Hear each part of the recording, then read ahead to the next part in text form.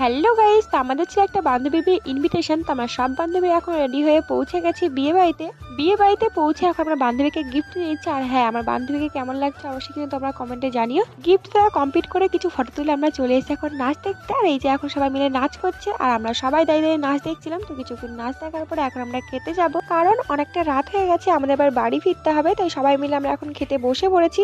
আর একটা টেবিলে 4 জন করে বসতে হবে, কিন্তু আমরা 6 জন ছিলাম, তো একটা টেবিলে আমরা 6 জনই বসে পড়েছি কোনো রকম ভাবে।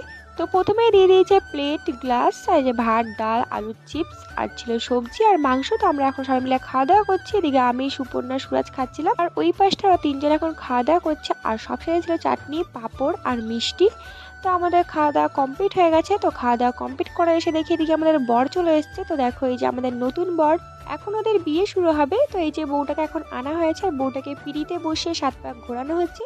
আরও অনেক রিচুয়াল ছিল, সব কিছু আর কি পালন করা হচ্ছিল। তো আমরা কিছুক্ষণ বিয়ে দেখার পরে এখন বেরিয়ে যাব বাড়ি যাওয়ার জন্য।